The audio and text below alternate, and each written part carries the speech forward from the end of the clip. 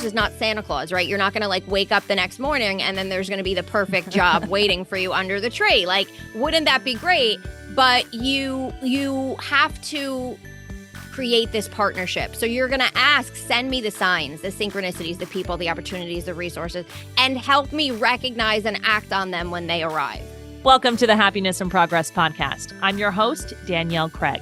I'm an Emmy Award-winning journalist, international speaker, mom, wife, and you know what I like to say, just a person looking for more joy in the everyday. This is a space where you belong, not because you earned it, not because of your title, your paycheck, or number of kids you have, but just because you are human and you are good. Here we explore progress over perfection, emotional and spiritual wellness, and how to relish the good parts of life that coexist with the not so good parts. This is Happiness in Progress. Today, we are going to talk about all things spiritual. So yes, things might get a little woo-woo. That's okay. I love this kind of stuff. If it doesn't work for you, leave it behind. If it works for you, run with it. Okay. I'm going to introduce you to our guest, Tammy Mastroberte. She is a best-selling and award-winning author, spiritual teacher, and wellness expert. Her mission is to help people use simple and practical tools that are right at their fingertips to thrive in everyday life. She has a new book out. It's called The Higher Help Method. Stop trying to manifest and let the universe guide you. It's her guide to partnering with the universe for the fulfilling life that we all want. Today, we talked about forcing manifestation and what happens when you do that, how to have some positive energy when you're partnering with the universe, what it means to partner with the universe, and what to look for, watch for, how to create an intention, all of that. And even the hardest part for me, which is the surrender, the release, how to do that. We're also talking about how God's delays are not his denials. If you are a universe person, you can say delays, not denials. So let's get to it. Tammy, thank you so much for coming on the podcast. Thank you so much for having me here. We're going to start right into this because a lot of people, especially now, are talking about manifesting, and they might ask themselves, why isn't manifesting working for me? And you might have an answer to that. So why can that effort to manifest sometimes lead people away from their desires? I think the first thing is that they are trying so hard. They are stressing themselves out. They don't understand, what am I doing wrong? Why is someone else seem to be having results? And then it sort of turns into like beating yourself up, or I must have done something that's not working. And they're trying, and all of that stress is just completely blocking movement forward. So that's the first piece of the puzzle. And manifesting should be fun, and manifesting should be exciting, and you should be looking forward to what's coming, right? That's the ideal. And it's very hard to do that when you feel like you're doing it alone. You feel like maybe you're screwing something up. And so the way that I work is I have people look at, why are you doing it alone? When you are in a vast, vast, vast universe that can offer you so much advice and so much help and so much direction that you don't have to stress out and do it by yourself. It kind of takes some of the burden off of your shoulders and allows you to co-create what you're looking to create with an all-knowing, all-seeing, all-powerful partner. And that just makes me breathe easier when I think about that versus trying so hard and trying to do it on my own. I don't think we were ever meant to do anything in this life on our own. And we have a higher team available to help. We're going to talk about that team and that higher help in just a minute. But first, I want to go back to every time I've felt like in my life that things were happening for me, like they just fell into the right, position. It was like the puzzle piece was being put together and I was like, oh my gosh, this is amazing. It was not at a time where I was just flooded with negativity. And when we first started, your answer began with just all this negative energy. And it's really hard to even be on that like playing field or the vibration or whatever anyone wants to call it, where you're going to with that level of negativity. Yes, it's hard to be in the flow of it all, right? It's Mhm. hard to not only sort of be synced up with things and in the flow where things are just sort of coming to you more easily, like you said, but it's sort of it holds you back from even noticing the next step to take. Mhm. Or what I say is I always say the universe is always communicating with you and talking to you and guiding you. And that's subtle signs, overhearing a conversation in line for coffee where it provides you for with an answer, or noticing something that keeps repeating in your life, like maybe the name of a book or the name of a doctor or a healing modality. When you're in that state of stress, your conscious mind is not even receptive to that information that's coming to you. And so you're missing the opportunities, the signs, the subtleties that can help you, that are coming to you, that can help you move forward. Mm. I think too, we're just so used to relying on ourselves for things. And we live in this world where we're like, I can do it, I can do it, I can do it. Um, and I think especially for women, we've been taught like just do it all yourself. But you have this higher help method and it includes partnering with the universe. So tell me what that is. How do you partner with the universe? So there's so many different spiritual tools that are available to us. No matter what background, no matter what your belief system, all you need to do is believe that there is a higher power available to you, and what I'm saying can connect, right? So, asking the universe for help, there are a variety of ways we can do it. One of my favorite and one of the easiest is literally verbally asking Hmm. your higher help, the universe, spirit, source, God, whatever you name it, literally asking, and the formal way of that would be some type of prayer. Some type of me speaking and asking, I am stuck. I am trying to create this. Please partner with me, work with me to create what I want, or something even more extraordinary that you can see for me that I can't see right now. And please send me those signs, those synchronicities, those overheard conversations, opportunities, resources, and help me recognize them when they arrive. That's sort of the way that I petition. But there are so many other ways to ask for help. There's something I call focused gratitude, which is actually focusing your gratitude on the area of your life where you are stuck, where you are trying to create that change, because that's where your energy needs to shift, right? So that's another way of sort of asking the universe for more of what's working right in your life. There Hmm. are rituals that I use that combine these. There are specific crystals and gemstones that I'll use in general, in my home, in rituals, etc. So there's a lot of different ways. It depends on what you want to do. I present them all and I say, you customize what works for you. Here are all of your options. But the easiest thing to do is to start your day calling in those higher helpers and asking for help. And I go really into detail in all of my teachings in the Higher Help Method book about calling in the specialized helpers, because there really are gods, goddesses, saints, ascended masters, archangels, so many different higher helpers that are available depending on the area of life you are struggling in. And that's why I sort of break it down by life area, because why not call in the people who specialize in something, right? Like if your washer was broken in your house or your dryer was broken in your house, would you call the car mechanic to come look at it? Probably not, right? So I kind of look at the other side in a similar way. Hmm. And I liked even that in your higher helpers, you included like ancestors. So I give you all the options. You can use what resonates with you, but I think very outside the box to call on, souls, whether you've met them in this lifetime or not. You write this about the higher helpers. From their higher vantage point, the universe and your higher helpers see all the moving pieces in the puzzle board of your life, as well as the lives of anyone you come in contact with in the future. As a result, they know how to line up those pieces to create the perfect fit, which appear as opportunities for you. And when you ask for help, those opportunities often seem to suddenly and magically appear before you. When did Yes. you when did you see this in your own life happen? The first time I think I really noticed, because my introduction to signs was actually my mother passing away when I was 22, and Mm. I started noticing signs from her. So that was my introduction to signs.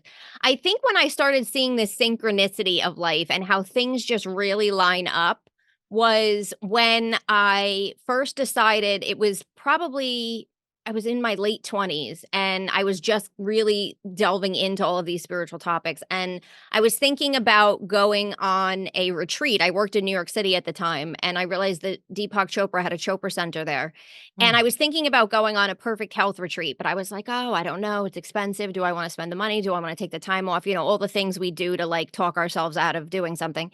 And I magically got like a $400 coupon, not even from the Chopra Center, to attend a Chopra Center event. And I literally had chills. And I remember saying to a friend of mine, like, I don't know why, but I feel like somebody wants me to go to this. Like, I have to do Yeah. it now. And that event led me to number one, learn like a formal type of meditation. I had been meditating myself, but I hadn't really, learned a formal type, and made me realize I did not want to work in the magazine industry in my job anymore. I really wanted to dive into these spiritual topics. Fast forward a year later, I wound up starting my own spiritual magazine. I'm not publishing it anymore at the time because this is like years and years ago. But I wound up starting my own spiritual magazine. And that connection at that Chopra Center allowed me to get Deepak Chopra on the first cover of the magazine.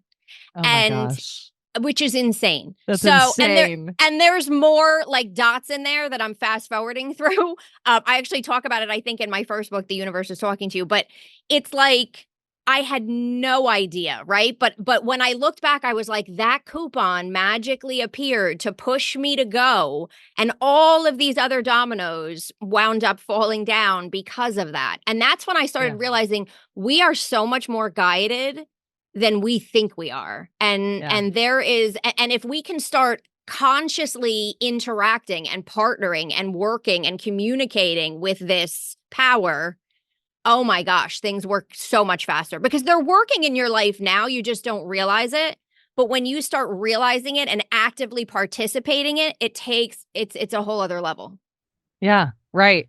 So let's talk about how to set an intention, how to do that conscious partnering. So what's the first step? You want something. How do you kind of put together an intention about that?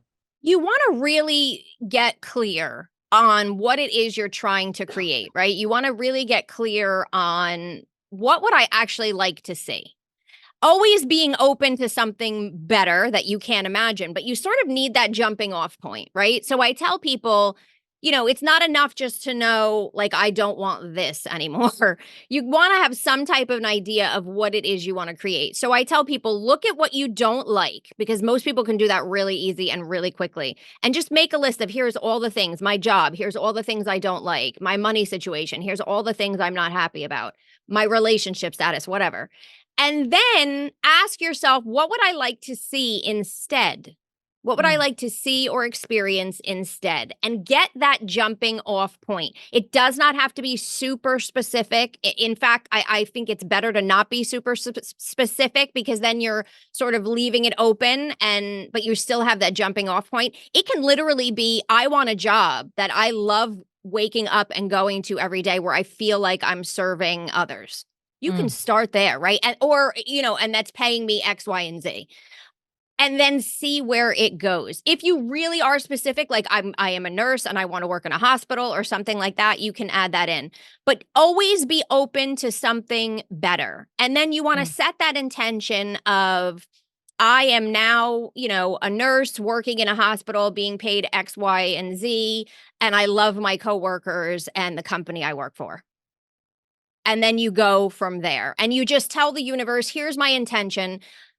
Please help me create this or something better. And then I tell people to, I offer many, many different prayers in the book, depending on what you're trying to create. And they can all be customized, because I list higher helpers in all different areas too. But I tell people, ask the universe every day to work with you in Mm. creating this thing that you want to create or something better.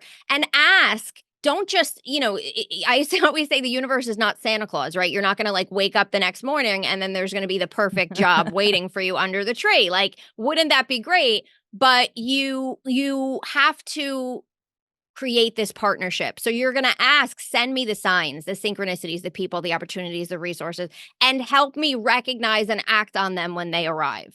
That's what you're Yeah. asking for. Like, listen, I know what I want. You know better than I do. So let's create this or something better. I'm going to be open to the signs. I'm going to work on shifting my energy, which is the third step in the higher help method throughout the day. So I can stay out of that negative space that we were talking about earlier. So I can notice these signs, but help me notice them and act on them. And then when the breadcrumbs start dropping, the ideas start popping in your head out of nowhere, you're starting to move forward. And the more actions you take, the more breadcrumbs that will drop, and you'll just continue to move forward and get where you want to go and stay in that flow that makes things happen easier. One of the things I also liked about this intention is that you say, don't plan it all out with the who and the when and Yeah. the how. And we're a little, we can be control freaks here. Oh, As yes. humans. Oh, yes. I'm type A and I'm Oh, very much so. yes. Why is that part important to let go of? Yes. Well, I'm a type A Virgo, so I plan everything, I analyze everything. I get it. But the only thing I want you to concern yourself about is, what do I want? What is it that I want? Why do I want it, right? What will this do for me? And how am I going to feel when I achieve this or something better? That's all I want you to care about. I don't want you to worry about the when, the where, or the how. I want you to completely leave that to the universe. Why? Because two big reasons. Number one, if you're really specific on how it's going to play out, you're not going to notice something else pointing you in a better direction, because you're only going to be looking for that exact way or that exact plan, right? And you don't want to limit yourself. Number two, you will, I promise you, stress yourself out when you start going into the how, because then your brain is going to start going, well, I don't know how the heck that's going to happen. Like, that's not going to be possible. I used to do that to myself when I tried years ago, when everybody was like, you have to visualize the outcome and, and all of that stuff, which is amazing and works, by the way, but doesn't work when you start visualizing the outcome and imagining how it's all going to happen, because in the middle of that amazing visualization, your brain goes like, this is how, like, is this even possible? Is this actually going to happen? And you sort of go into that doubt and that stress of, my God, how are these things going to line up? Don't do it. Leave it to the universe. You just need to know what, why, and how you're going to feel. And then you leave it open and you wait for the breadcrumbs. You know, it's so funny. I think I had a little bit of anxiety reading this part of the book because I was like, oh my gosh, let it go. And I started imagining planning for a wedding, because I planned my own wedding, and then I've kind of helped others plan their weddings. And the way that people plan their weddings differently is so interesting, because some people are more like, oh, let's go with the flow. Everything's going to work out. And I was like, we will make everything work out. It is going to be perfect. And so as I was reading, I was like, oh my gosh. But then also, as I was reading, I was recalling times where I did not have the how, and all I had was the first step, the breadcrumb. Yes. And how it all worked out and how it was amazing. Like, for instance, my first live podcast event, I did this and I didn't have the entire how. I want to throw an event and I want, to fill this space with women. And I just took the first step, and the event in the end ended up being totally sold out. And I had sponsors and all the things that I wasn't sure in the beginning where all that was going to come from. But by just going with the first step, it was okay. And I think we can use that as evidence as we try to kind of surrender and let go. Like, oh, wait, I have evidence that the universe does have my back and I can move forward.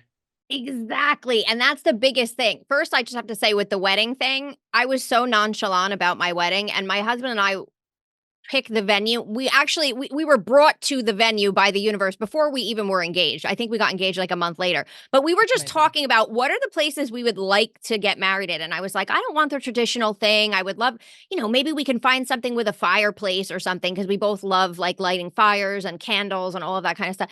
And we were driving past this place and he's like, oh, I think this place does weddings. And he's like, why don't we stop in? And so we just moved, we just parked the car and walked in. We had no appointment.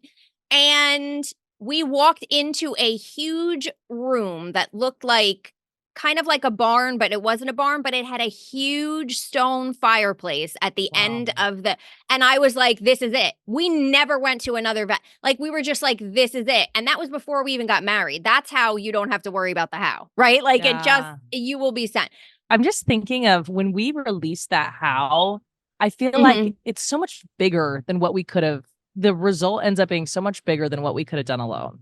And so Oh, I think that's yes. really powerful, like walking into that space and it being exactly what you wanted. Oh, it was so insane. It was ridiculous. But now I remember the other thing I was gonna I was gonna say is you were talking about finding the proof in your life, right? And so Mhm. that when you do have to let go. Or not only that, but when something goes wrong, quote unquote, wrong in your life, because I don't Mhm. believe there's accidents or coincidences. I feel like everything is leading you to something, even when you lose the job, even when the relationship ends, etc.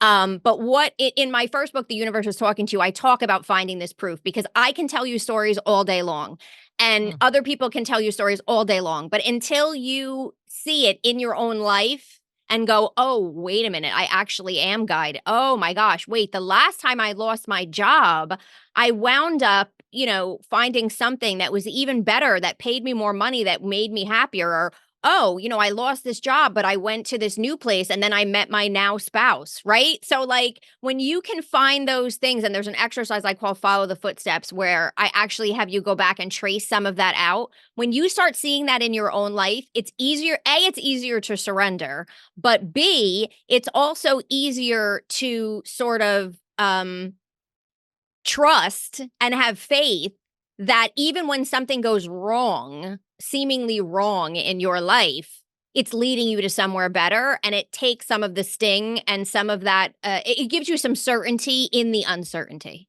Mhm. Yeah, and you wrote this in the book, that you, kinda tossed over to this old saying, God's delays are not God's denials. And Correct. I love that idea, and for maybe a full year of delays, I just kept going back to that over and over and over again, to just kind of try to stay in that positive headspace and not kinda spiral out on delay, delay, delay. Yes, and oftentimes we don't understand the delay until we get there, right? And we just think like universe isn't listening to me, or I'm doing something wrong, or why is this taking so long, or there must be something off here.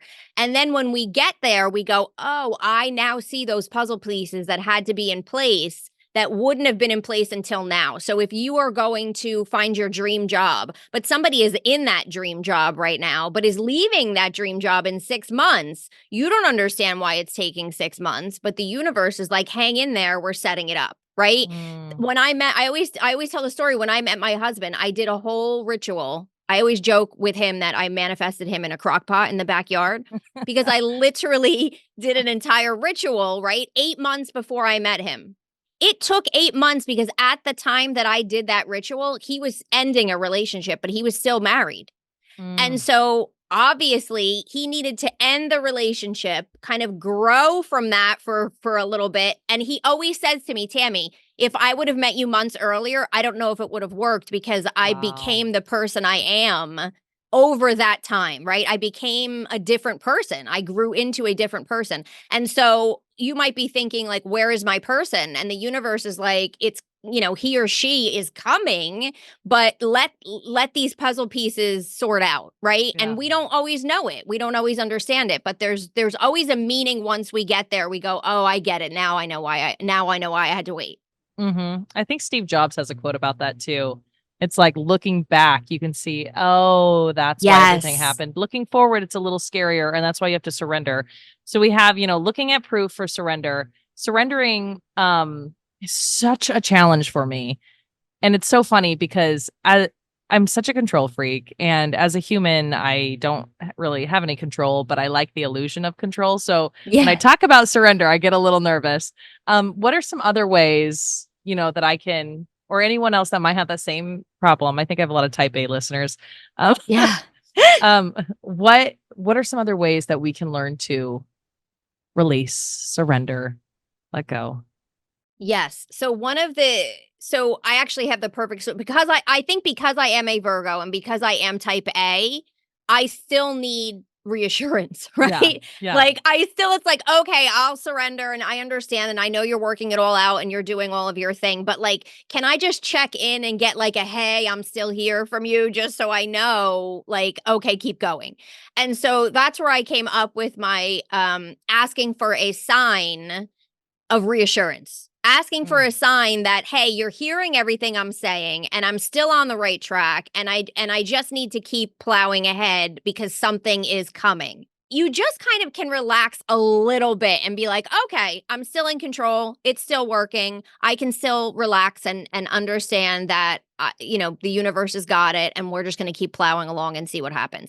I find it helps me because I go, oh, okay, all right. As long as I got that check in and it's still on its way, I feel a little bit better. Several years ago, before I started this podcast, I was about to leave my like 15-year career in journalism, and I kept running into dead birds everywhere, and like Yeah. they were just everywhere. And I looked up the spiritual meaning behind that, and it was like change. Things are going to change.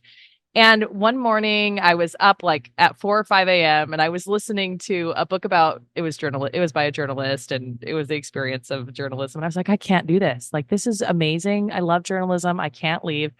I got home and then I opened the back door to walk out of my back door and I was about to step on a dead bird right under my foot. Oh, And I had God. never seen a dead bird in my backyard before. And I don't think I'd ever seen a dead bird in my entire life. And I had seen Yeah. like 8 in the space of a month. Isn't that bizarre? Wow. And Yes. so I started telling people this, and they were like, Danielle, don't tell people that. That's super weird. No, I love it. Tell people like me. I gotta tell, like the spiritual eating people. But I think that was just where my headspace was. And that was the way that, the universe, God was gonna communicate with me. Yes. And Yes. it No, was also totally. like it's okay, move forward. It's okay, Yes. release, move forward. You're okay, you're on the right track. And the biggest clue to what you're talking about is the repetition of it. Mm-hmm. So the universe will continue to throw things in our face over and over again to the point that we're like, this is too weird now. There's got to be something Mm-hmm. going on. And then you went and you looked it up. You were like, what is going on? What is the message? Why do I keep seeing dead birds? It could be anything. It could be the same number sequence. There was a time that I was waking up at the exact same time in the middle of the night. I don't remember what time. It was like 3 something or 4 something, but it was the same time like 4 or 5 nights in a row. And I was like, this is not normal. So I looked up the meaning of the number sequence and I was like, oh, okay, yeah, that makes sense. Never woke up at that time again. It was like, I got it. The universe is like, message was received. Now we're done. But paying attention to things that repeat, no matter what it is in your life, it's usually a clue that they're trying to wake you up to something. Yeah, it's so cool. It's amazing once you can kind of tune into that and see that Yes. you're, not doing this hard, crazy life all on your own and that you have that support. I think that's empowering. Oh, it totally is. And listen, the biggest thing is even with surrender, you are still in charge, right? The universe can lead you in many different directions, but it's up to you to take action on it. It's up to you to Mm. decide. You are still doing the manifesting. The universe is just partnering with you on it, right? The universe is not manifesting for you. You still have to manage your energy. You still have to do what you need to do and take those actions and take those leaps of faith and all of that, but it's assistance, it's partnership, and it's help to take some of that burden off of you. I love that idea. I love that. Okay, the last question I like to ask all my guests is, what is your number one tip for finding more joy in the everyday, in the good, the bad, and the in between? I love this question. So I actually have kind of a process that I have people go through. I like to do it in the new year, but you can do it at any time. And I tell people, make a list of everything that you do on a daily basis, whether it's making your breakfast, commuting to work, cooking dinner. What do you do on a weekly basis? Food shopping, laundry, grocery, whatever. Make a list of all of that and then go through it and say, what does this bring me joy? Do I enjoy doing Mm. this? If you get a yes, cross it off the list. If you get a no, ask yourself, can I delete this or stop doing it? Do I really have to be doing this, right? Number 1. If it's no, I can't delete it. Can I delegate it, hire someone, or get help with it? So can I order my groceries online and have them delivered? Can I get a cleaning lady to come, or a cleaning team to come, twice a month so that I don't have to spend my time doing this? If you can't get help or delegate it, you have to, what I say, elevate it. So you have to find a way. How can I bring joy to these tasks? How can I bring joy to the things that I'm doing? Well, can I listen to audiobooks or my favorite podcasts on my commute to work? Can I call a friend so that I catch up on some conversations?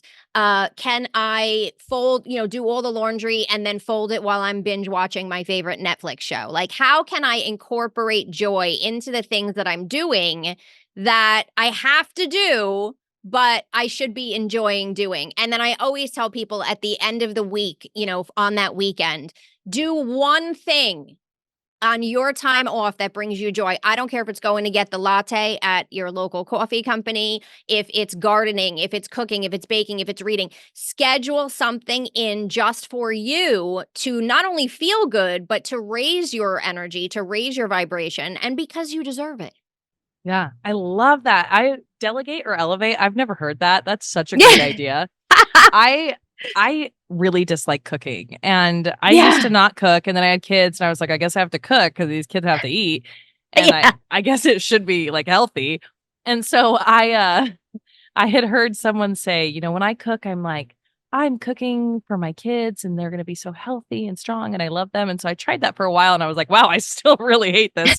And so finally, within the last year, I found out my husband loved to cook. And so now it's bizarre because we've been together forever. But so he has totally taken it on and he loves it and it makes Ah, him happy. And then I don't have to cook for anybody. It's amazing. exactly. Yeah, you have to think like, can I get somebody to help me or can I hire someone to Yeah. help me, Yeah. make this process easier? Why am I doing it myself if I have the ability to not? Yeah, Yeah. exactly. All right, Mhm. Tammy, thank you so much for coming on the podcast. I really enjoyed our conversation.